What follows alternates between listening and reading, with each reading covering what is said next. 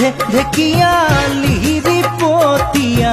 বতাহত যেনেকৈ হালে ঢোলৰে চাপৰত তোৰে লাগি কঁকাল দুচেও তিনি চেওকৈ ভাগে তোৰ দৰে নাচনি দেখি শ্ৰীকৃষ্ণই বাঁহী বজাইছিলে চাগে মোৰ মইনা ঐ বাঁহী বজাইছিলে চাগে পৰ্বতৰ ঢেকিয়া